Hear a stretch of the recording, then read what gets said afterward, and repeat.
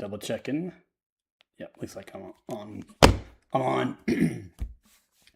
All right, so I'm streaming tonight only because kind of interested in this whole Iranian situation. It has my interest from a biblical point of view. I like looking at the big picture.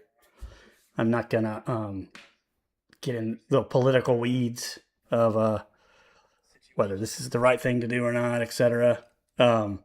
I'm just looking at the whole big picture.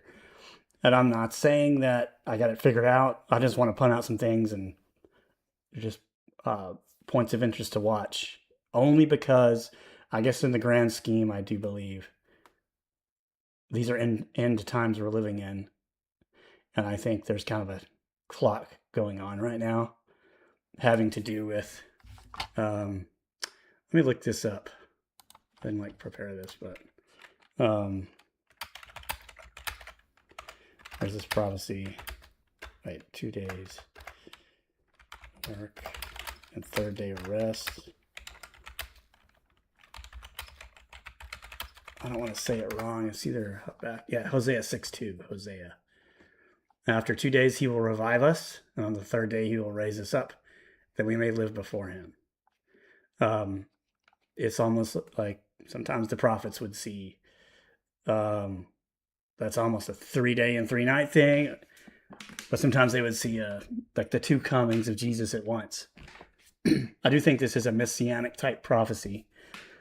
And there's other areas where it says, 1 day is 1,000 years with God, or 1,000 years as if it's 1 day.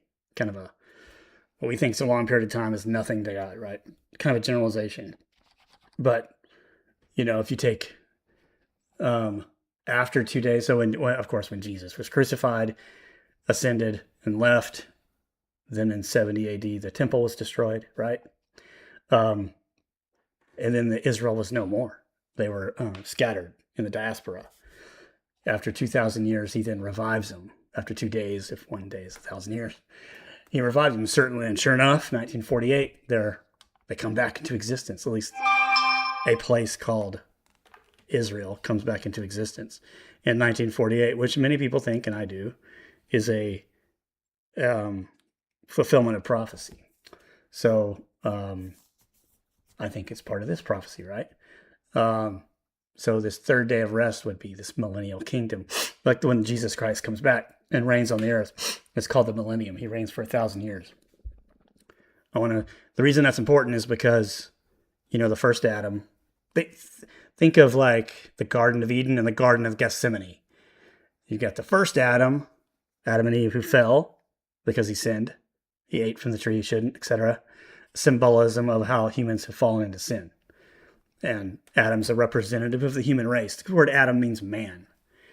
So Adam falls, and the second Adam, also in the Garden of Gethsemane, is tempted to give up, and he doesn't. He says, "May your will be done, not mine," talking to the Father.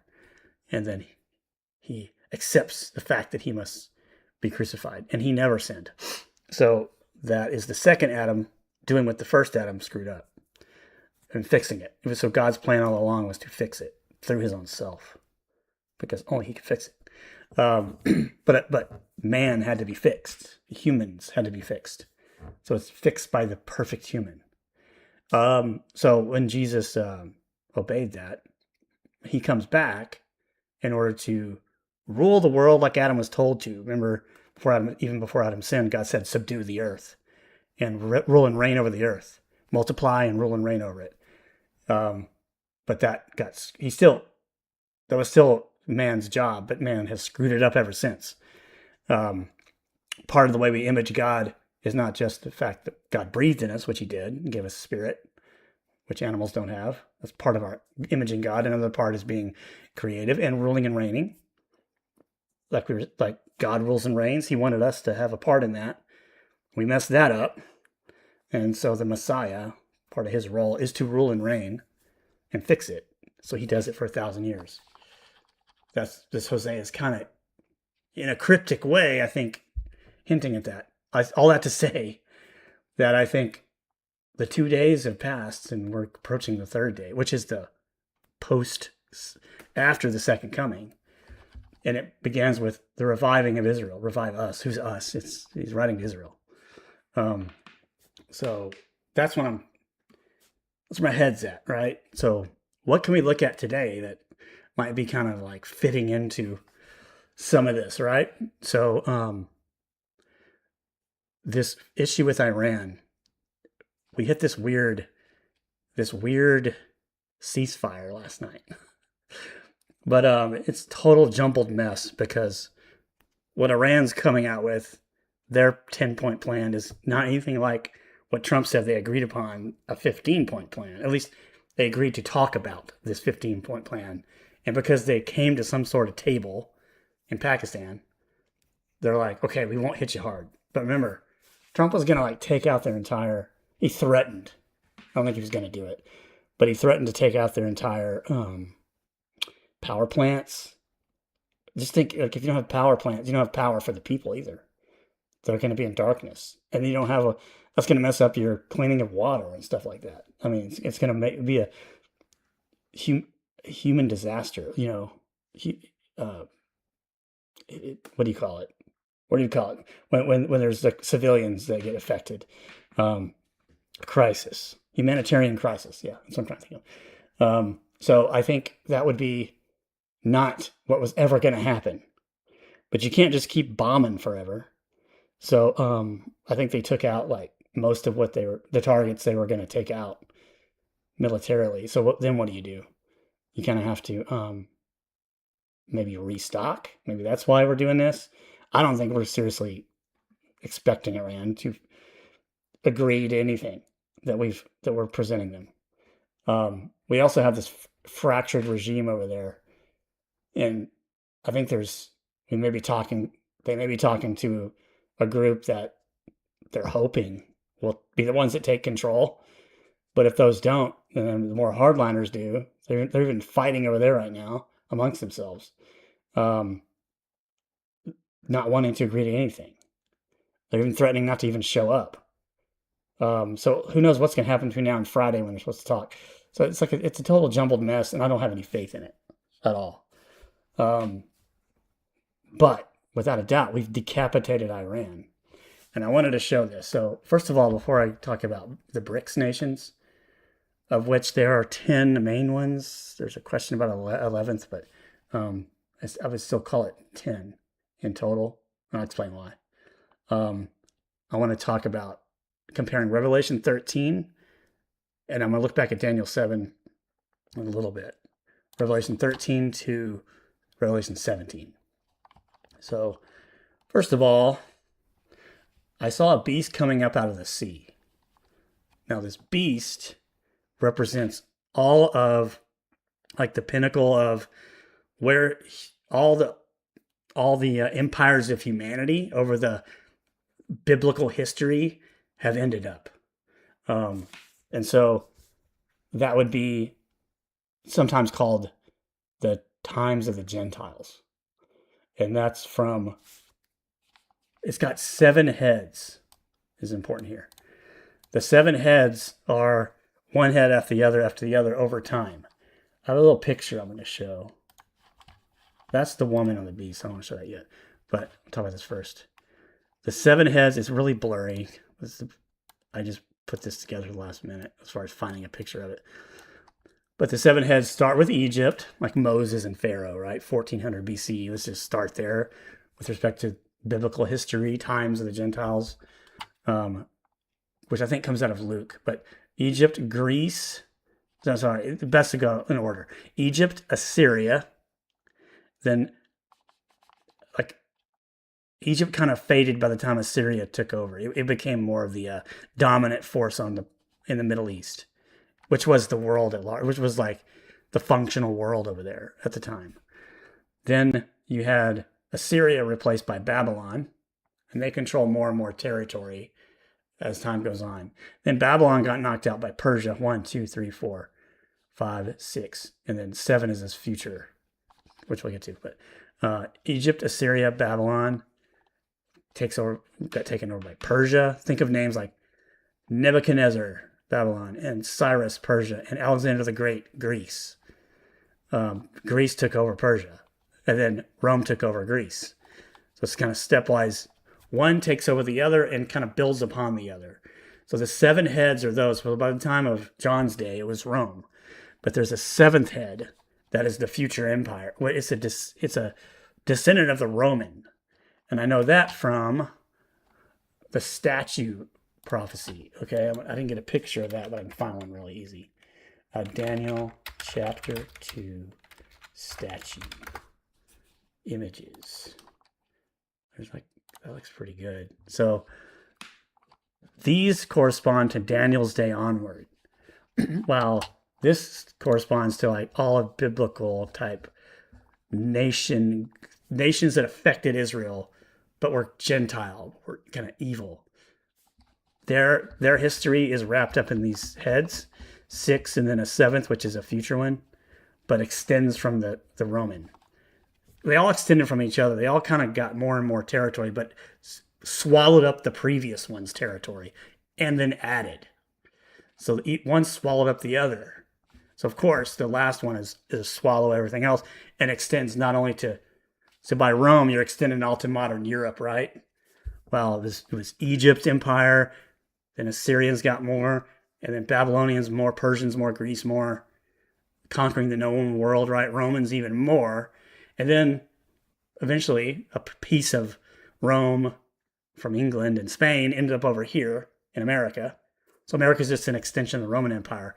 So we're this growing 7th head. We're part of the growth of the 7th head of this beast, all right? From Daniel's day onward, it focuses on Babylon. It focuses on Babylon, Persia, Greece, Rome. Babylon's the head. The chest was Medo-Persian because it's 2 arms, but the Persians quickly kind of dominated the Medes. Then the Greeks was like very hedonistic, right? So it was the waist, the genitals, and things like that. It was bronze, silver, bronze. The first was gold. So Babylon was gold, silver, bronze, and then legs it was made of iron, and it represented the 2 empires of Rome, because Rome was eventually split and divided into the East and West, and eventually kind of dissipated into the Middle Ages after the Byzantine Empire in 400s, 500s, 600s. So, like once the Islamic invasions came, it kind of ruined it, what Rome was, and it just dissipated into chaos in the Middle Ages. Eventually, landing in the feet, and I think we're in the feet now. And the world's still split in this Roman Empire, but now it's not called Rome. It's all split up into Europe and America. And eventually the 10 toes come, which end up the 10 kings, the 10 horns.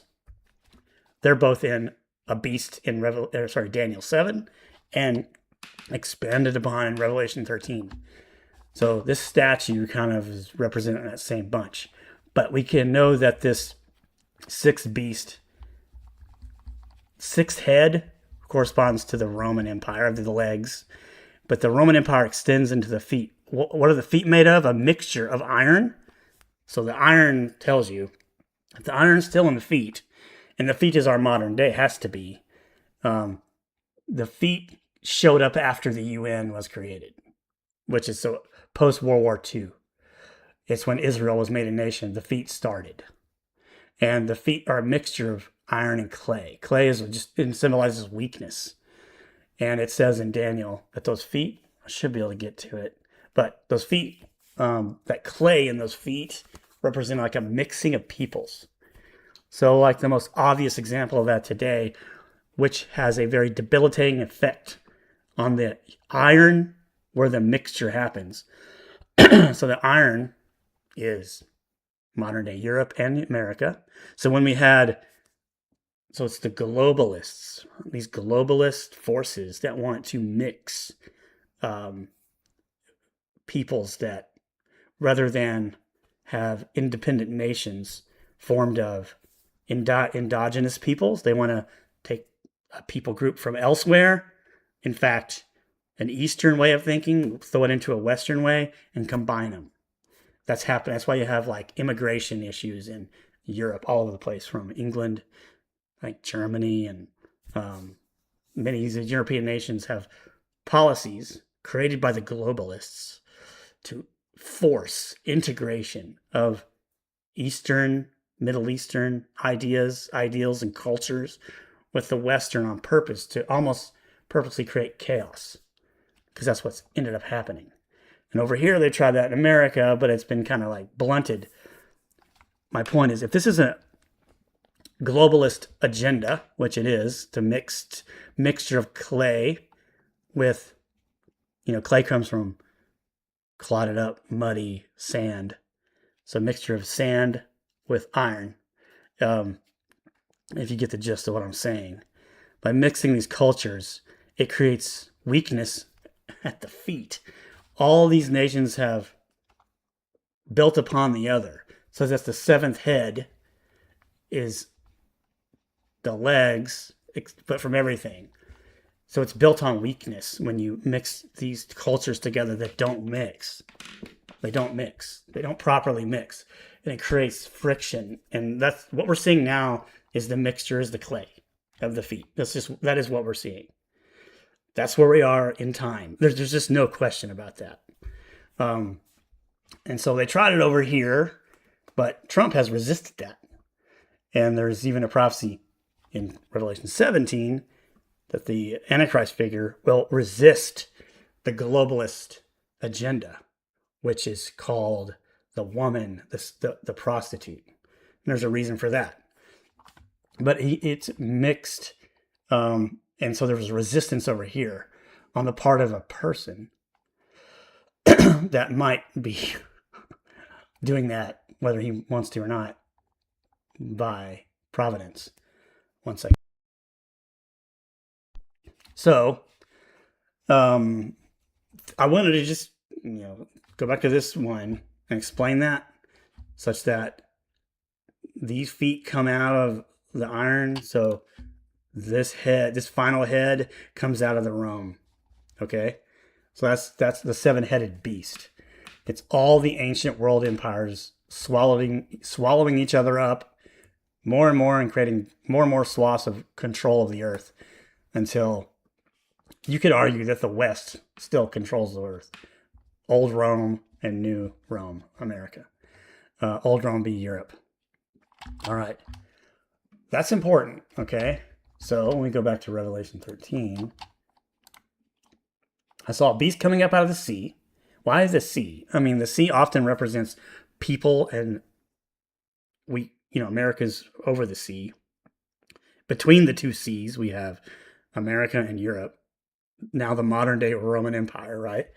But also, where Trump, I'm not saying he's the Antichrist 100%, but he might be.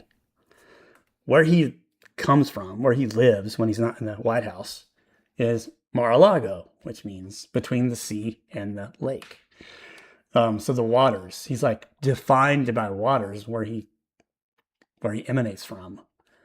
So this beast, one could argue, since we have the control over the earth, would be American control. Not saying that's necessarily going to be the way it works out, but again, if we're starting to become on the end of the end times, then this stuff has to start happening, and at least setting itself up to happen. So I think there's something to this, in some form or fashion. When I saw a beast coming up out of the sea, having 10 horns and 7 heads. So now this final beast is a culmination of all the other heads. That's why there's 7 heads. And on his heads were blasphemous names. And the beast that I saw was like a leopard, and his feet were like those of a bear, mouth like the mouth of a lion. These are all a mixture of the animals that show up in Daniel 7 about the same stuff. So John is drawing from Daniel when he reports these animals. The dragon, which is Satan, because it's like a snake on steroids. The dragon gave him his power and his throne and his great authority. Talking about the beast. The beast is now the person of the Antichrist. But it also, depending on the context, is just the kingdoms of the earth that preceded him, that make up the globalist system out of which he comes. but which he doesn't like. He's a product of those nations, but he doesn't like them. He doesn't like what they've become. Okay? Even America. He doesn't like what the globalists have made it. Now that we all agree, none of us like that. So we vote him in. Because we vote the guy in who doesn't like what they've become. But he still comes out of it. So that's what's going on here. I saw one of his heads. That would be the seventh head. The one of the heads is the seventh. As if it had been fatally wounded. As if. All right? You can't help but think it's Trump getting shot in the ear. It's his head. His head gets shot, but it's in the ear. And we all thought, is he dead? When you saw it happen, you thought, he went down, he's dead. Or he's really badly hurt. But he rises up real fast. We also thought he was dead just in politically, because we thought he was convicted of crimes. And he was made into a felon. Yet he wins the presidency. So he had a political fatality that he survived, but also a physical head fatality that he survived. So I don't know, but it's a thought. That's all it is. It's a thought. I'm not saying, I don't know. I don't know, but it's a thought. And we were all, the earth was amazed, and many have followed. I know you can't, like the globalists don't follow, but a lot do. There are a lot in the earth that still do like him, and there are a lot that hate him. But those that hate him are primarily the empires of, the globalist empire hates him. But that's prophesied. It's being speaking in generalities here, but then later on in Revelation 17, the globalists don't like him, and he didn't like them. So eventually there's this worship that goes on. That's not necessarily now. That's down the road. Some of this is not happening yet. But is it setting up to happen? That's my question. I don't think we're in Daniel's last week, the last 7 years. I don't think we're in it yet, but I think we're on the crest of it. I think we're close, on the cusp. That's the main thing. And it says, a mouth was given him to speak arrogant words. Who speaks arrogant words? Other than, who. And blasphemies. And authority to act for 42 months. Now, I talked about this the other night, but 42 months, what's that? And that's times and half a time. That's the last 3.5 years of this last 7-year period. Look at one of my other previous videos. Within the past week or two, I've done that. Already explained that fully. But and that hadn't happened. That's the last 3.5 years of a 7-year period that hadn't even started yet, but maybe close. This year, type close is what I'm looking at. It may not be. Totally cool if it's not. But let's just keep an eye out. But it's down the road. And he blasphemes eventually against God himself. To blaspheme his name and his tabernacle. Now that's interesting. Because temple and tabernacle both could serve the same purpose. Tabernacle is literally the tents. So it's possible. If you can't set up a temple, you can still set up a tabernacle on the Temple Mount. It also mentions the tabernacle itself is those who dwell in heaven. So that has been qualified there. So there's this future war with the saints and authority over tribes, people, language, and nation. Again, down the road, whoever this is, it hadn't happened yet, but there's a setup going on right now. So I'm more interested in the setup. I do want to talk about 17 in this context. Then one of the 7 angels who had the 7 bowls of judgment, which already happened, but now he's kind of recapping. So I don't know where this actually falls, because this is kind of oh, by the way, in the text of Revelation. So it's hard to put it exactly where this is happening. Come here, I will show you the judgment of the great prostitute who sits on many waters. That's why this picture here that I have is just showing the prostitute on the beast sitting on many waters, because that's where the beast came from. Okay. I will show you the judgment of the great prostitute who sits on many waters, with whom the kings of the earth committed acts of sexual immorality. Now, usually in the Bible, when it mentions sexual immorality in the context of judgment, that's a reference to false worship. Because it's like God always compared going to another God as cheating on him. And that other God would be the harlot with whom you cheat. And therefore, that represents spiritual harlotry because you've devoted yourself to another God, an incorrect God, a false God.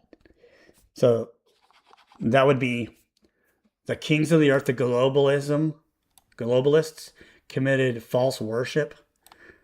But I don't think it's any accident that this year we've had the revelation here in 2026, early 2026, but that's when it was starting. And it kind of got quiet of the Epstein stuff because that's blatant, horrible sexual morality with even kids that involve the elite of the earth. There's members like, Clinton and the England guys and stuff, guys of the Roman Empire who were globalists. And then you got the rich elite, like Bill Gates and the like, involved in that sexual morality that was sexual. That was horrible. It's almost like, I take it as a sign that these guys were involved both with the literal sexual morality and with the spiritual false worship. And those who live on the earth, but she becomes drunk with the wine, or those who live on the earth become drunk with the wine of her sexual immorality. They just don't think about it anymore. They just engage in it.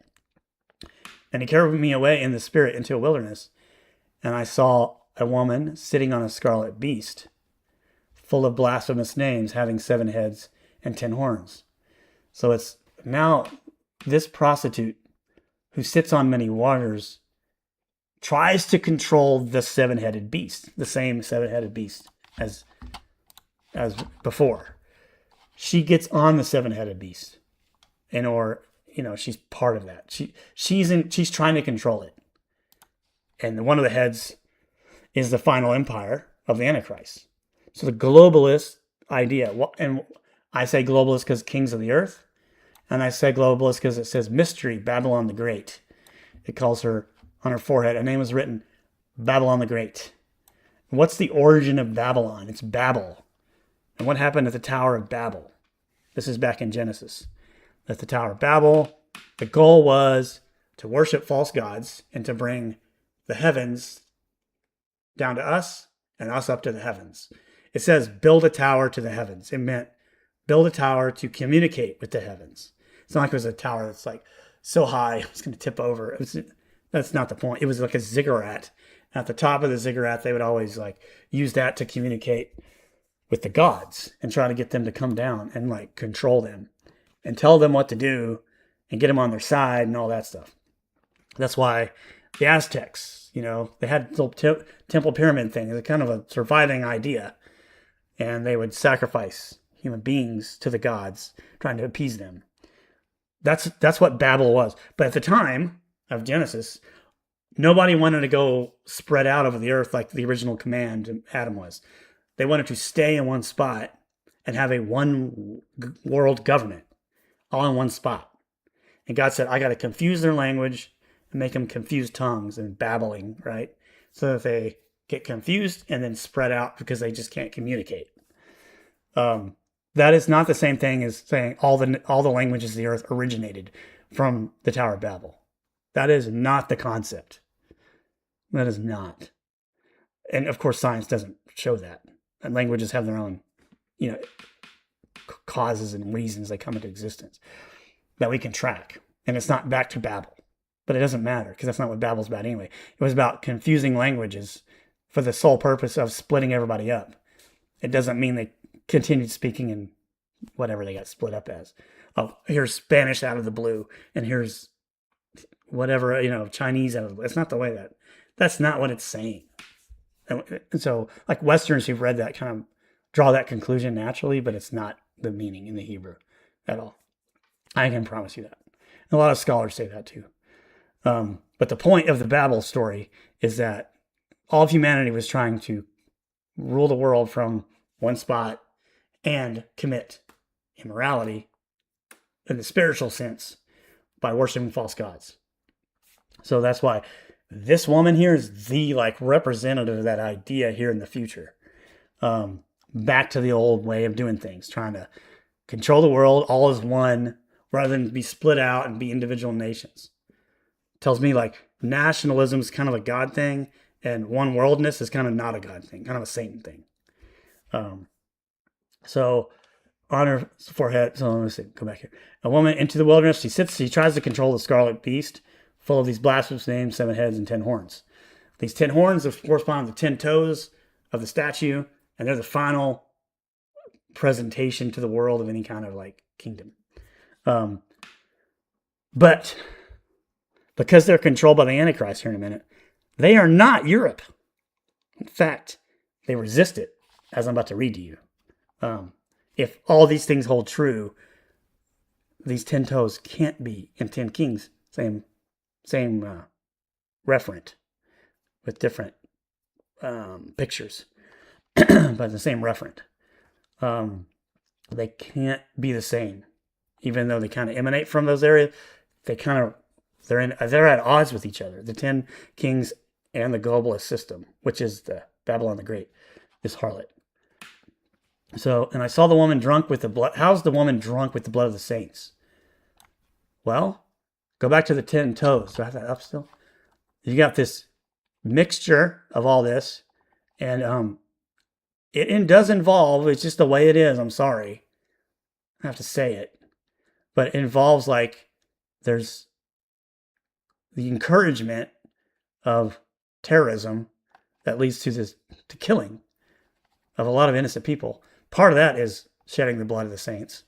And in many other ways, there's persecution of Christians that just naturally happens. Persecution of people who are of faith, who believe in Jesus as their Savior, they get persecuted on the regular in these places. It's just it's happening in England all the time. And it's happening in Europe, all over the world where the globalists have tried to influence Middle Eastern things. Made it just worse. It's like the reason ISIS came into existence, the reason Osama bin Laden came into existence because of what we were doing. Our globalist systems, including the Bushes, the Clintons, the Obamas, everybody. Trump comes along, tries to buck it and resist it. But without a doubt, that has led to, this globalist system has led to the blood of the saints happening constantly.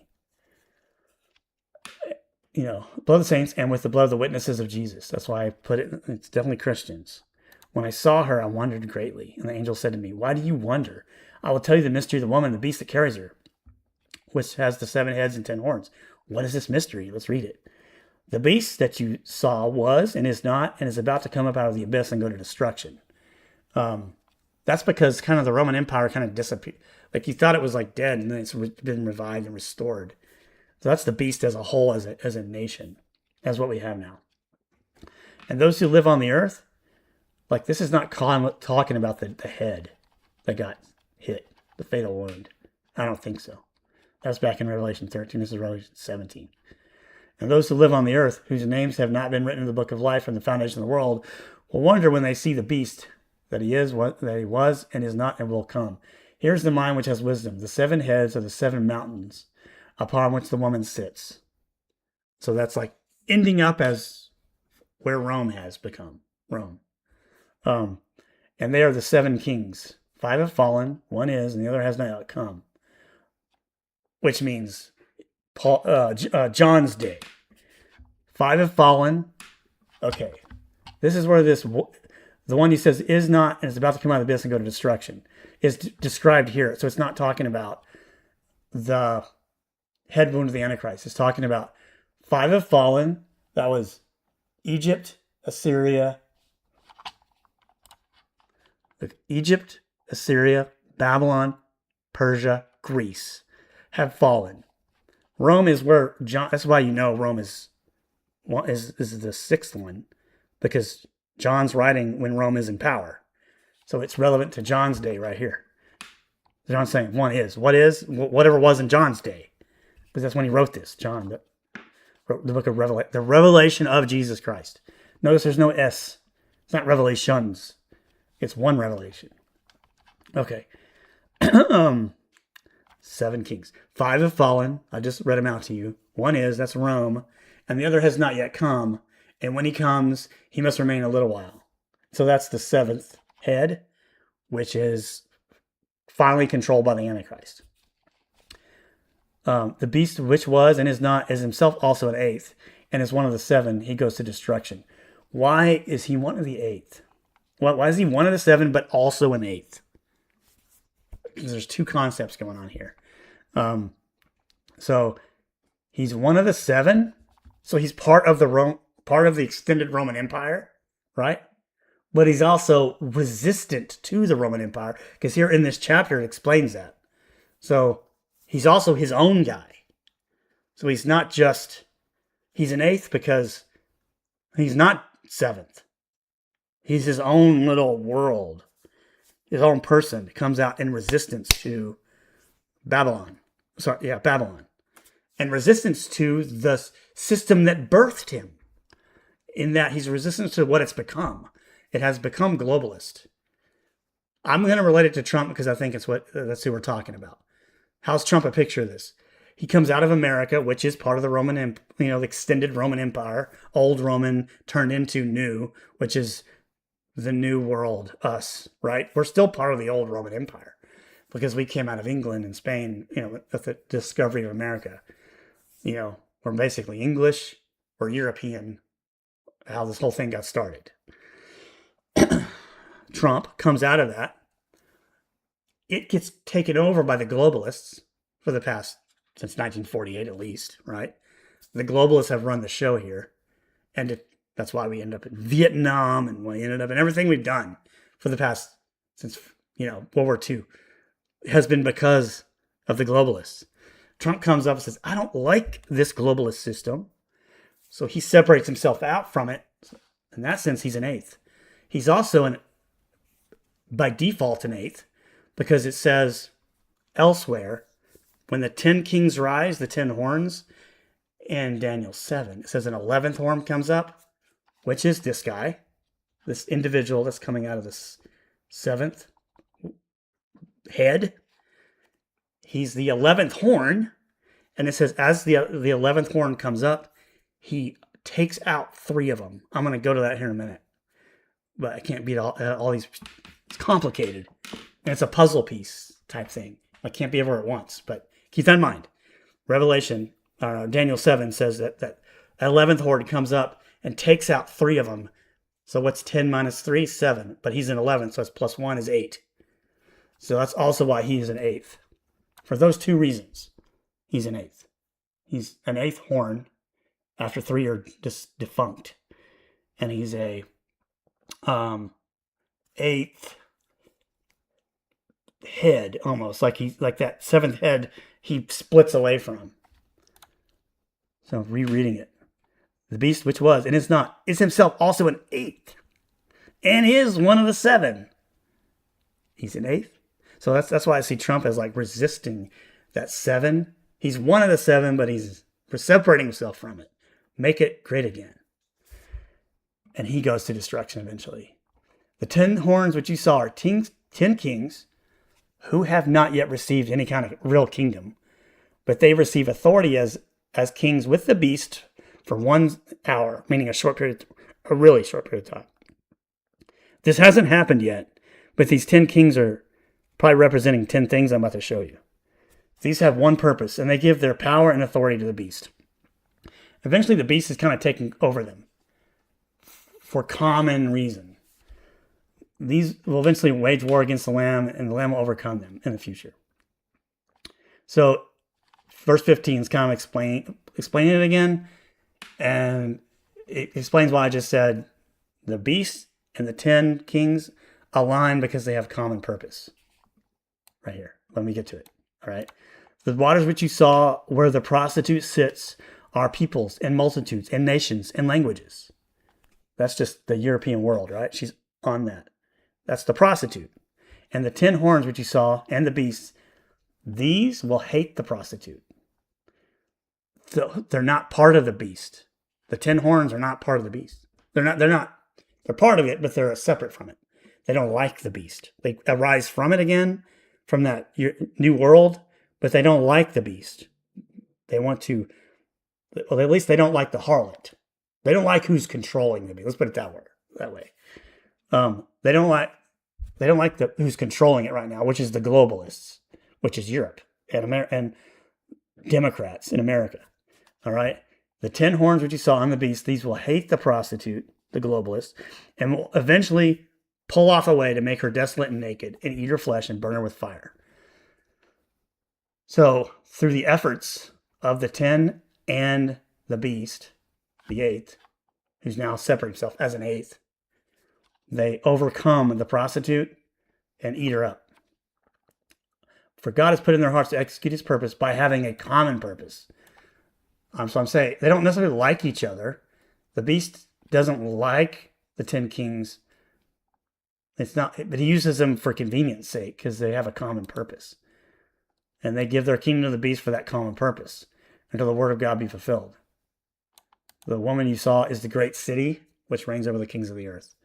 The great city could indicate, I mean, the UN is in New York, but any kind of like city that controls, or Washington, D.C., pretty much. But it's the globalist control of that.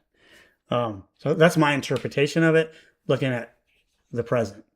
Real quick, let's see if I can find this really quick in Daniel 7 about the horns. All right, here. While I was thinking about the horns, behold, another horn, a little one, came up among them. This is Daniel's vision of the same beast and everything, from which Revelation is drawing. A little horn came up among them, and 3 of the previous horns were plucked out before it. And behold, this horn possessed eyes like human eyes and a mouth uttering great boasts. I mean, it called it arrogant and boastful in Revelation. Now it's calling it uttering great boasts. And 3 of the previous horns were plucked out before it. 3 were plucked out of these 10 horns. So I wanted to bring that up. But I kind of think the 10 nations are these. All right. When I look up in Wikipedia about the BRICS nations, there's 10 of them. One of them, Saudi Arabia, is it has nothing to do with this stuff about the 11th. Is an 11th, but as up to what I think is current, is Saudi Arabia, even though it's considered one of them, I don't think they become full members on purpose because they're trying to walk. Because right now America doesn't really like these 10, and they're trying to like be on all sides without fully, in allegiance. Even if they did come in allegiance, one of these United Arab Emirates. So I could also see Saudi and United Arab Emirates kind of being the same region. These are all regional, but interestingly, they are against. As a whole, they're against Europe. Russia is, and China's against us and Europe. Like, we trade and everything with them, but they consider us enemies. We consider them enemies. So they're kind of against the prostitute.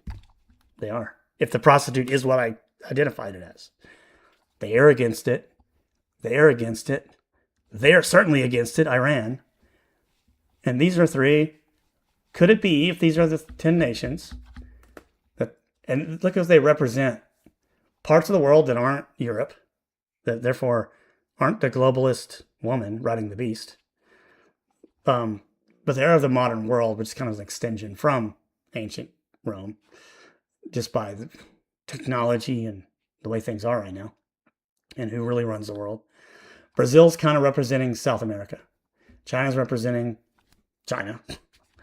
Egypt's kind of representing the north part of Africa, and South Africa is represented here. Big continent. Kind of regional, though. Indonesia's kind of representing that island side of the Pacific. United Arab Emirates and Saudi would be kind of represent the same place, so they'd be kind of one. even if I threw Saudi in here. I would still consider them kind of one. And Ethiopia's also that, you got quite a representation of Africa, honestly.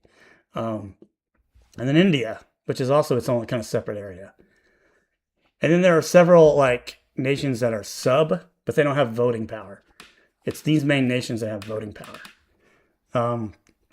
So I see 10 either way, whether you put Saudi here or not.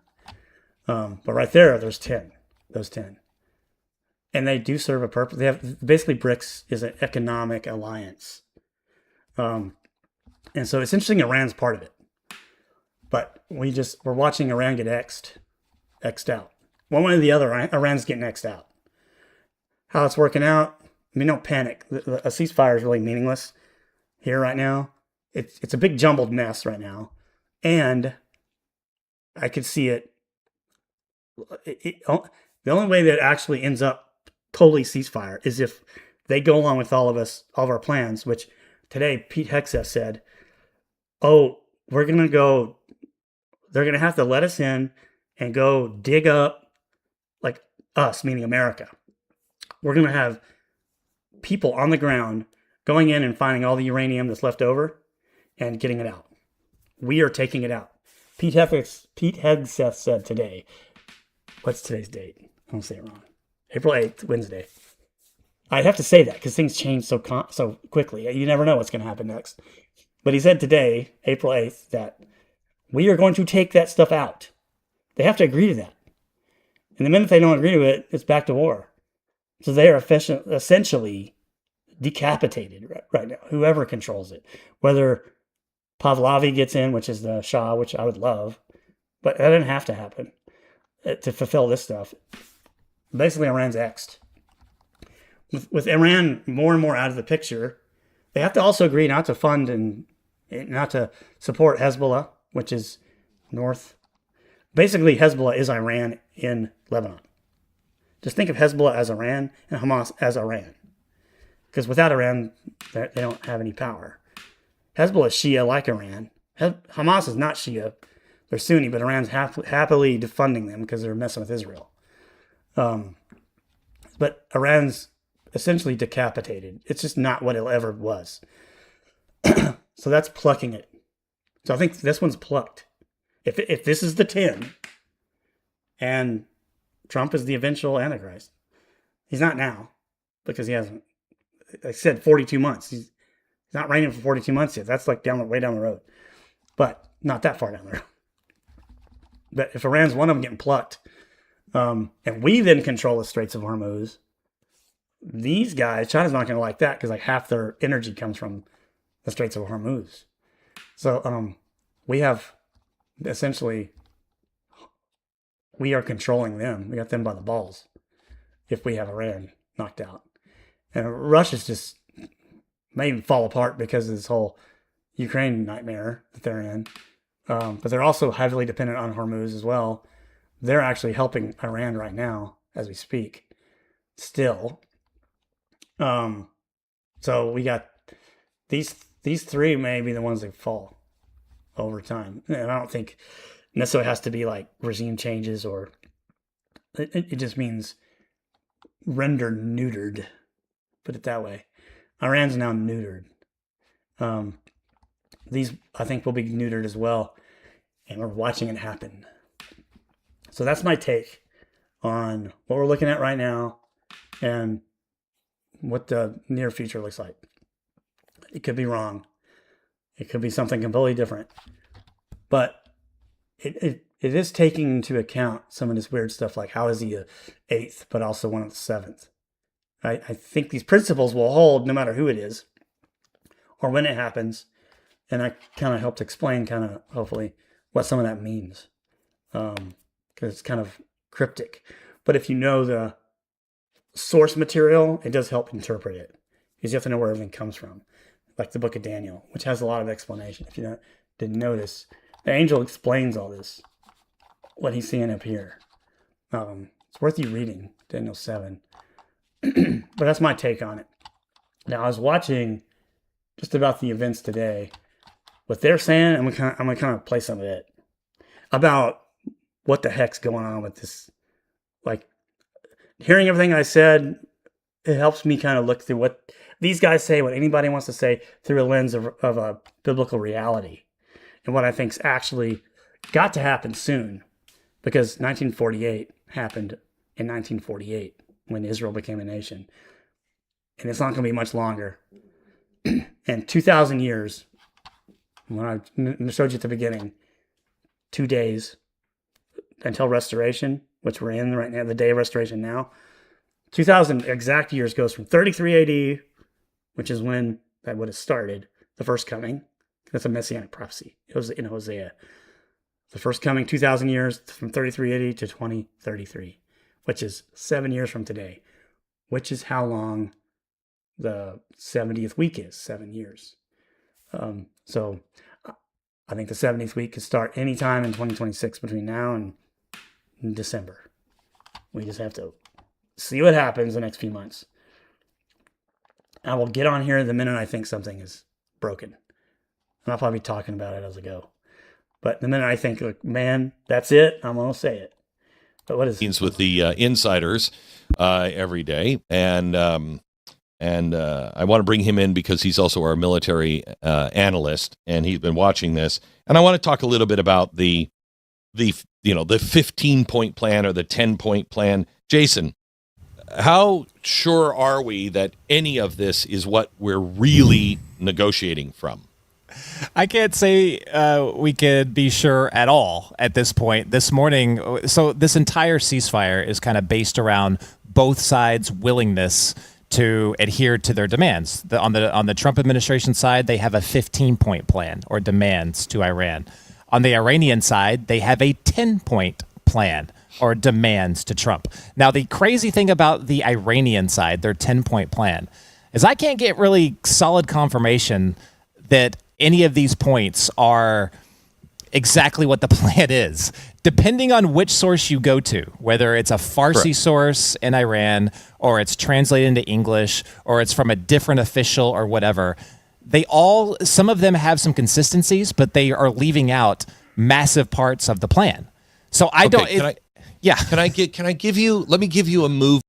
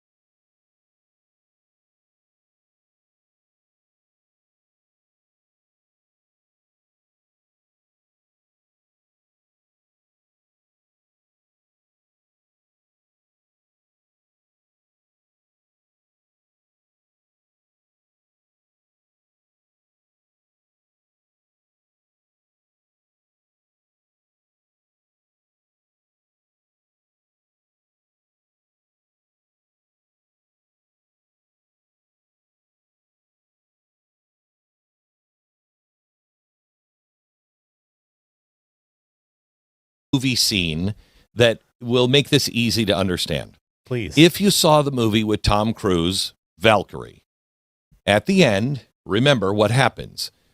The idea was we're going to kill Hitler, and then we'll take over the military, and then we will say, hey, we want to make peace with the West. What happened? They didn't kill Hitler. They thought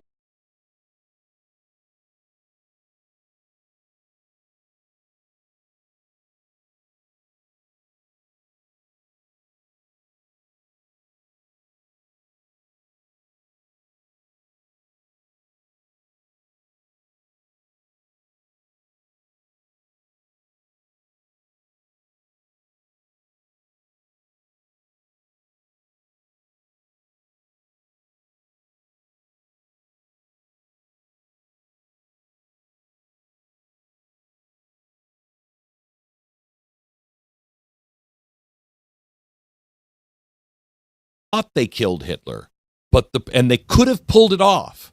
But there was a general in the middle that said, no, no, no, no, no. I don't know if you killed him. I don't know if you killed him. And I am not getting involved. Unless you've killed him, I'm not getting involved in this because I know how that ends. You turn against Hitler, he kills you. So you had three parties. You had the party that wanted to overthrow Hitler and wanted to make peace with the West. You had the Nazis that absolutely did not want to make peace with the West, wanted to keep fighting, the crazies. And then you had the people in the middle that were like, I'll go with whatever side is winning here, but I'm not sure how this settles out.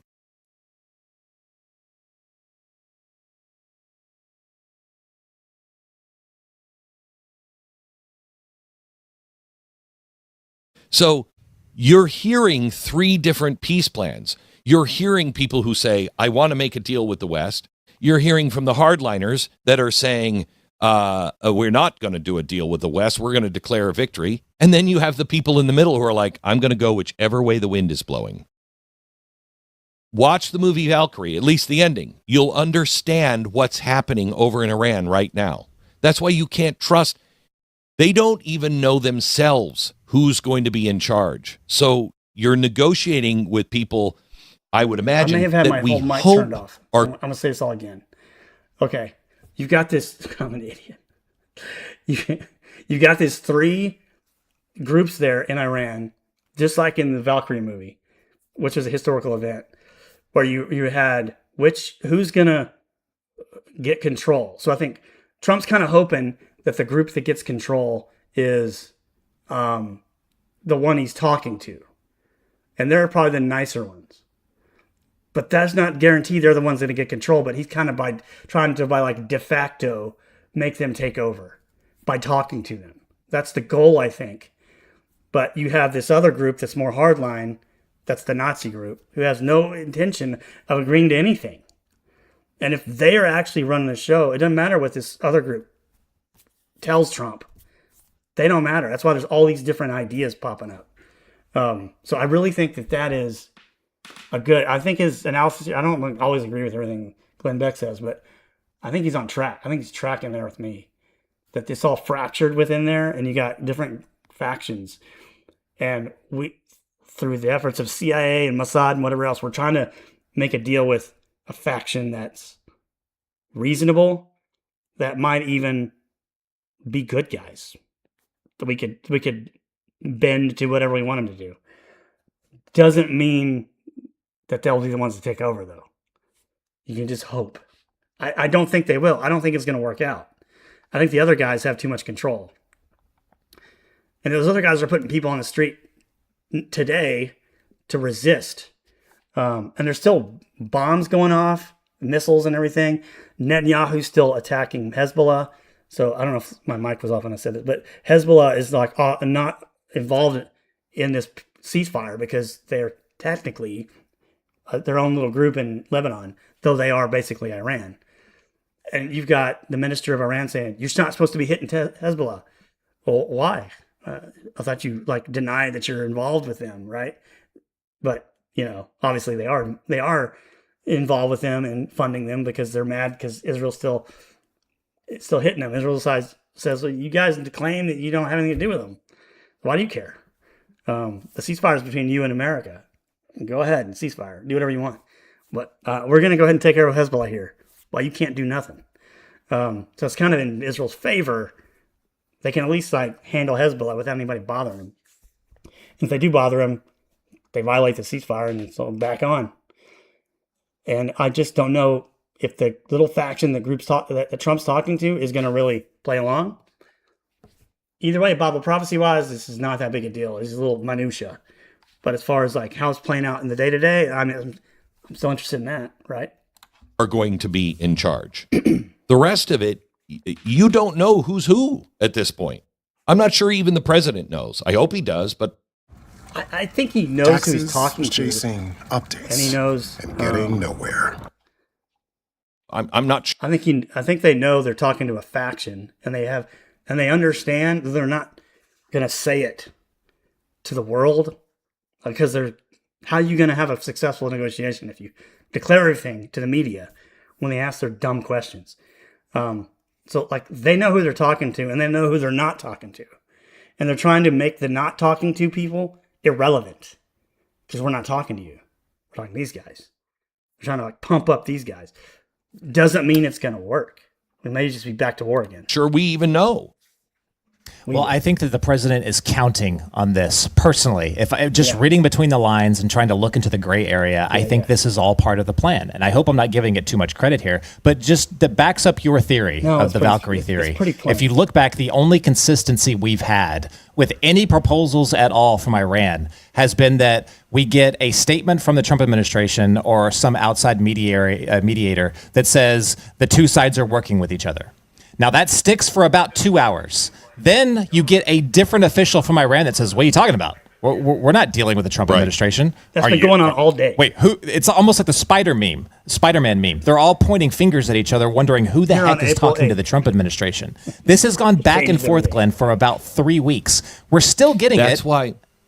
That's why put yourself in the position of the president. You got to believe somebody. And this is the thing I keep saying about Donald Trump. I said this last night. We had an insider get together last night. And I sat there and I said, okay, anybody who is not wanting to give Donald Trump the benefit of the doubt here, and there's lots of people, none in that room, but lots of people that are like, he's betrayed us, he's a warmonger, blah, blah, blah. Okay, fine. Who do you trust now? Because he was the great savior. Remember that? He was the guy who was going to solve everything. Now that you don't have Donald Trump, who do you trust? You have to trust someone. Even if it is trust but verify, you have to have trust in something or there is nothing you can do. So we are trusting, I can't believe I'm saying this, but we are trusting the Prime Minister of Pakistan right now. We have done a deal with Pakistan and said, okay. I heard that the Pakistanis were like running back and forth with different last minute things last night before he was going to put him back into the Stone Age, trying to get something done. And China was really pushing the Iranian, whoever they're talking to play along. All right. Because China's hurting. They don't have their oil coming out of Hormuz. They are hurting. And they're one of the 10 right here. They're one of the 3 that's got to go down, I think. They're hurting. So they're like pushing them, like make a deal so we can get this strait open. Dude, today the strait ain't open. Like, it's technically not open. Like the other faction said, no, it's closed. Like the whole premise of the ceasefire was day 1 of the ceasefire, you're supposed to open the Hormuz. And day 1 of the ceasefire, the Hormuz is not open.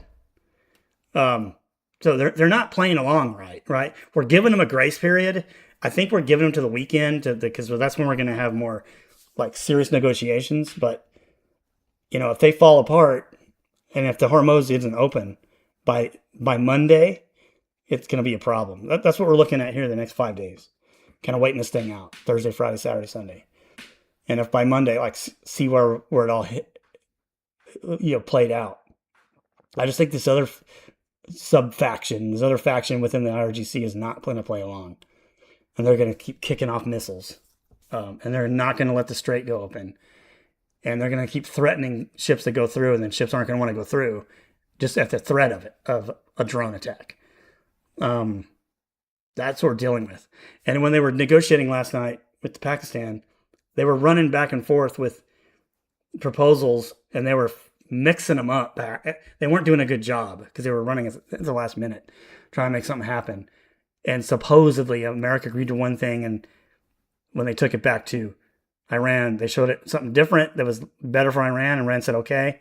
So what they even both said okay on wasn't really the truth. And I almost wonder if that was on purpose so they could just not think about it. If you had a humanitarian crisis from bombing all their infrastructure, like their power plants, I don't think we really wanted to go there. I don't think that was ever really going to happen. But we had to find a way out. That was the way out, do this little fake ceasefire. And then we're probably going to be back at it sooner than 2 weeks. Hey, you know that side. You know us. You can be a neutral broker here. And when he called up last night, it wasn't Iran or some guy saying, hey, we're going to take this deal. It was the prime minister, the guy we put in charge of negotiations, saying, look, I think you guys can arrive at a deal. I'm talking to both sides, and I think I can get you to a deal, but can we stop the killing for 2 weeks? Because that will buy a lot of good on all sides. Your price will go down. It plummeted last night.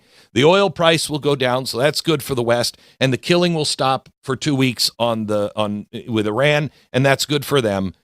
Give us 2 weeks. I think we can get to a deal. The president has to trust the guy we selected as doing the deal.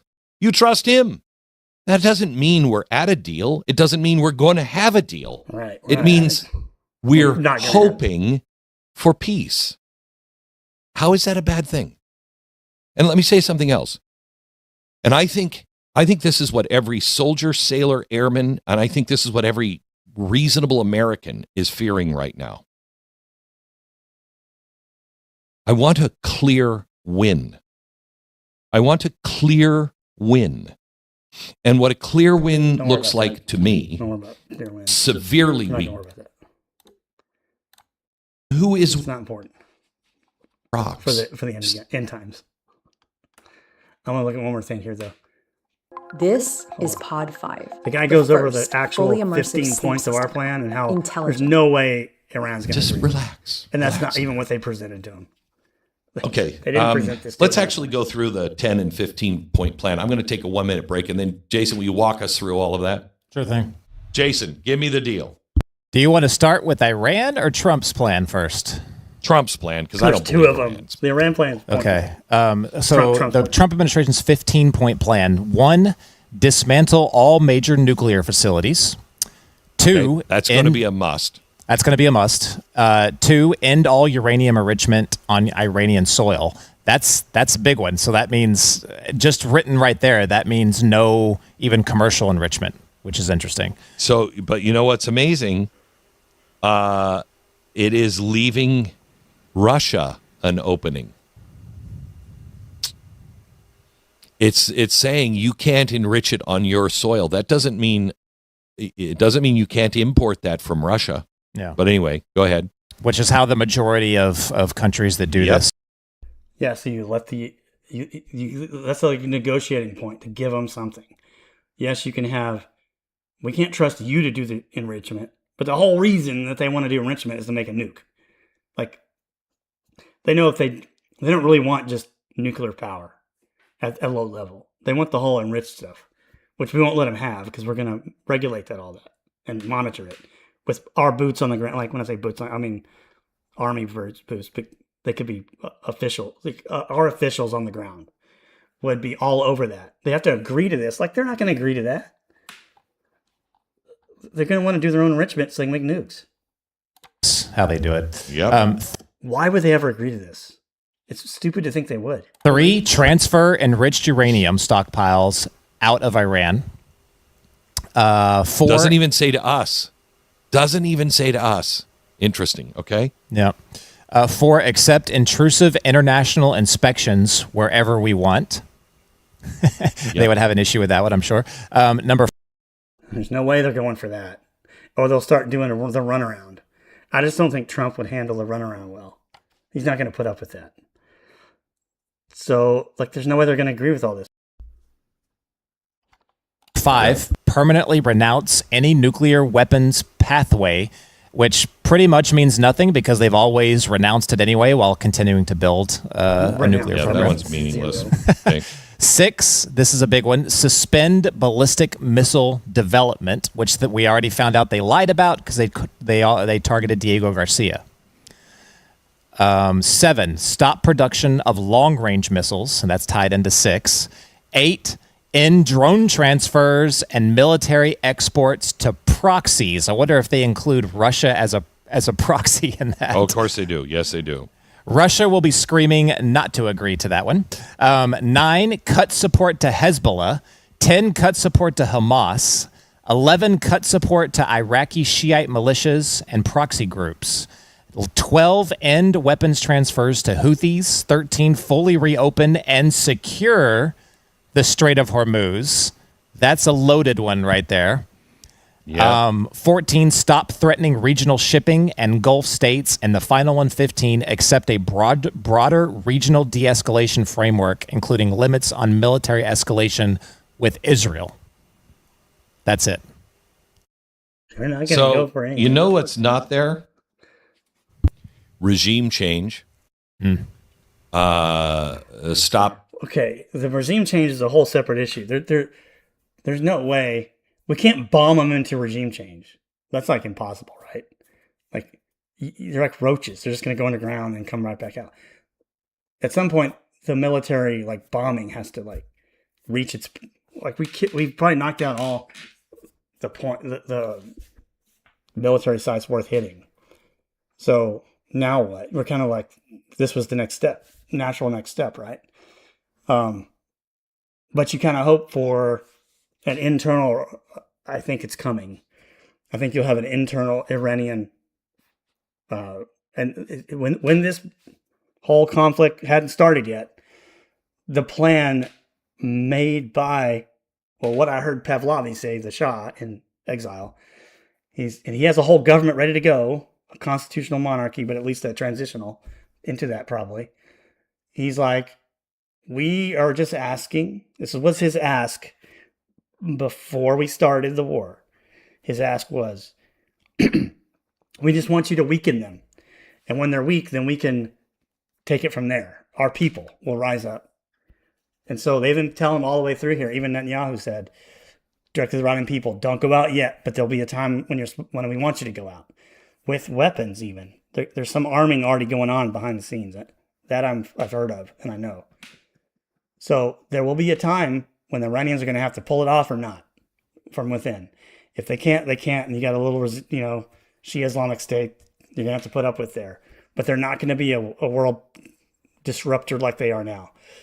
All we need from a biblical prophecy standpoint is that they're not a world disruptor anymore.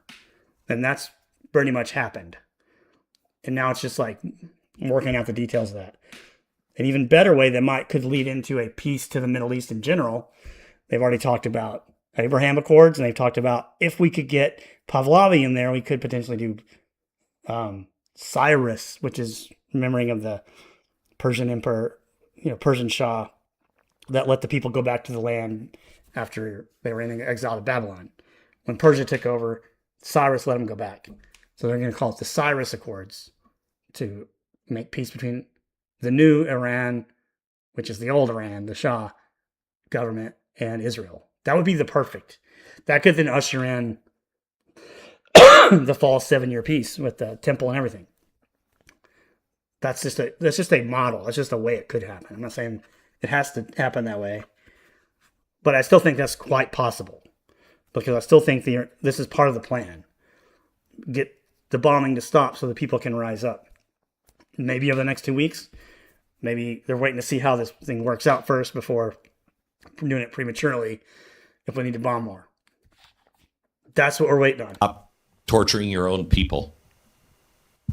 I mean, your own people. This is a reasonable deal for them, and there's actual wiggle room in there.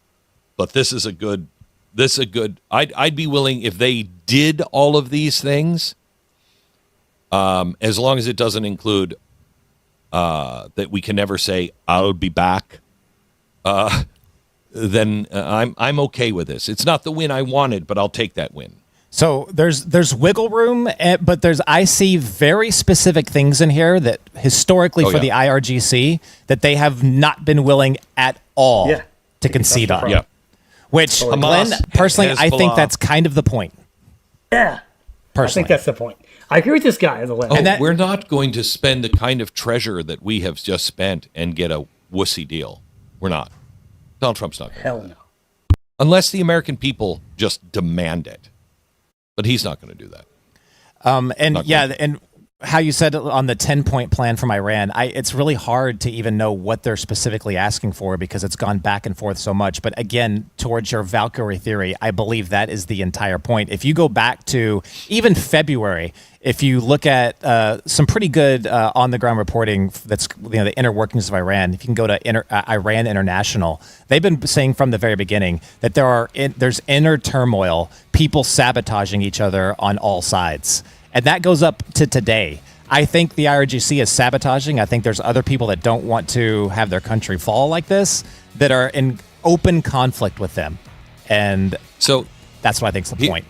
Here's the thing you need to understand. Iran is pushing this stuff out, not just for us, but also for their own people. They're not getting our side of the story there, okay?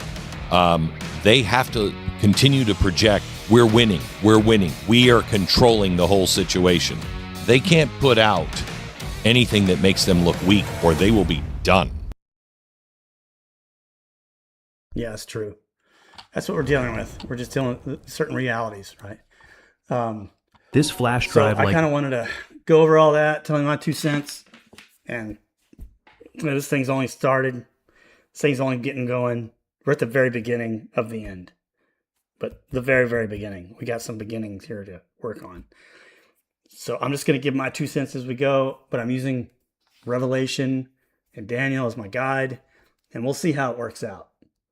But I think the generation that saw Israel restored as a nation in 1948 is the generation that sees the end. Because Jesus said, when the fig tree blooms, which is always a representation of Israel, that idea of a fig tree blooming is restoration of Israel type prophecy.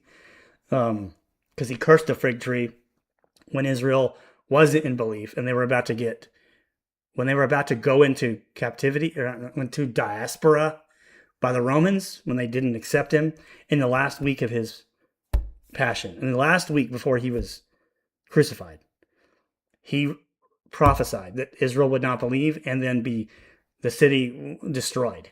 And that happened in 70 AD, nearly 40 years later, 30-something years later. So, as he was walking out of Jerusalem, he cursed a fig tree. And the next day they go back and even down to its roots, it's withered. And then he said, around that time, he said, when you see the fig tree bloom, I think he was thinking of this one, because he just cursed it. And that same day he gave that prophecy, in fact. When you see the big fig tree bloom, then you know that generation will see all these things take place, of which he just talked about the abomination of desolation. When he said that, I think this is Matthew 25. Where is this? This is too important. Let's see if I can find it.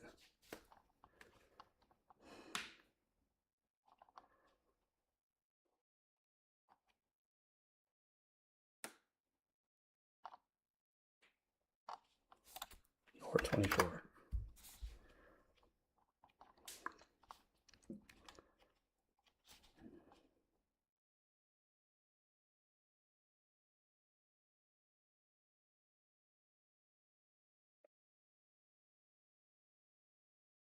Yeah, this is it.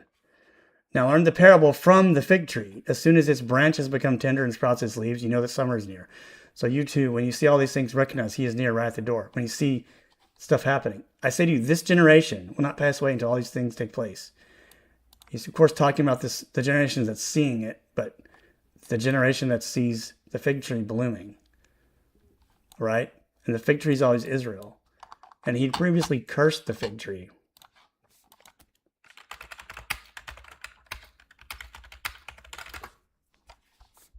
In Matthew 21. During the same week, the same day, this was on, I think, the day before the day he's giving. Because if you look it up, when I went through my Harmony of the Gospels, one of the days was he cursed it, and the next day it had withered and died. And that same day he gave the prophecy here that he's talking about in Matthew 24. So he just done that. So he's talking about this thing during Holy Week. Yeah, there it says right there. So that's what he was talking about. So because it says it like that to me, I kind of take it as the generation that's seeing it bloom, which was 1948, is the generation that sees these things take place. So 1948 to now, my parents were born in 47. So there's only not that much time left until this stuff has to happen. So I got to look at current events and think that it's happening or close to it. And I take into account Hosea that we just talked about, 6:2, I think. So without recapping everything I just already said, I'm going to leave it at that. And I'll just keep hitting it. As things come to me and things happen in the world, I'll be back on. I'm going to keep going with this. All right, I'm out. See ya.